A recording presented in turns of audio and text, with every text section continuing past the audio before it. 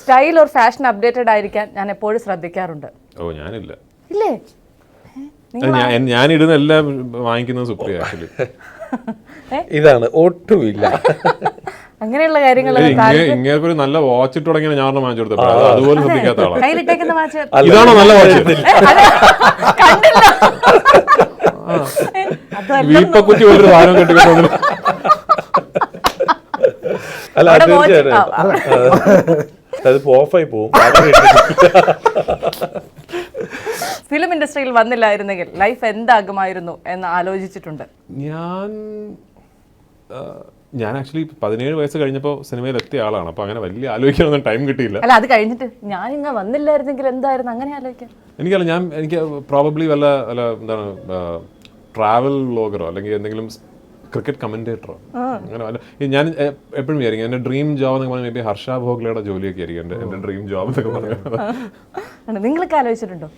ഇല്ല, ഞാൻ ഇപ്പം എൻ്റെ ഒരു വിദ്യാഭ്യാസം +2 ആണ്. എൻ്റെ ഡിഗ്രി പോയിട്ടുണ്ട് സെക്കൻഡ് ഇയർ വരെയൊക്കെ. പറയില്ല,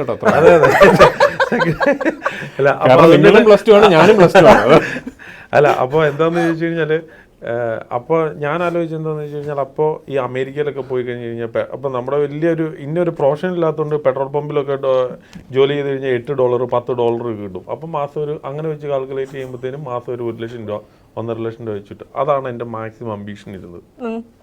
അപ്പം ഇതായില്ലായിരുന്നെങ്കിൽ ഞാൻ ചിലപ്പോൾ ഞാനൊരു IT പ്രൊഫഷണൽ ആയിരുന്നു. അപ്പൊ ഇതായില്ലായിരുന്നെങ്കിൽ അവിടെ തന്നെ നമ്മള്. പക്ഷെ നിനക്ക് കണ്ടിന്യൂ ചെയ്യാൻ പറ്റിയല്ലോ. ഏതാ? അല്ല, കണ്ടിന്യൂ ചെയ്തേ. സിനിമയ്ക്ക് വേണ്ടി ഞാൻ ജോലി വിട്ടില്ലേ. അങ്ങനെ അത് അവിടെ കത്തി. ഞാൻ വളരെ സീരിയസ് ആയിട്ട് പുള്ളി ഇങ്ങനെ സീരിയസ് ആയിട്ട് വരുമ്പോൾ ഞാൻ ഒന്ന് ചിന്തിക്കും, എന്താ. ഞാനും രാജുവായിട്ട് ഒരു സിനിമയ്ക്ക് വേണ്ടിയിട്ട് ഫസ്റ്റ് സംസാരിക്കുമ്പോൾ, രാജു പോലും ഓർക്കുന്നുണ്ടോന്ന് എനിക്കറിയില്ല. ഫസ്റ്റ് പടത്തിന് ഞാൻ രാജുവായിട്ട് ചെയ്യാൻ വേണ്ടിയിട്ട് സംസാരിക്കും.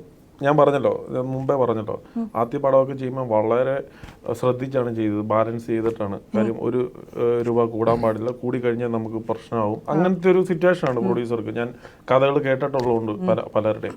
അന്ന് ഞാൻ രാജുവായിട്ട് സംസാരിക്കുമ്പം 5 ലക്ഷം രൂപയ്ക്ക് ഇതിന്റെ തമിഴിന്റെ കാര്യം സംസാരിക്കുമ്പോൾ ഞാൻ രാജുവായിട്ട് പടം ചെയ്യാതെ പോയിട്ടുണ്ട്. 5 lakhs ഡിഫറൻസ്.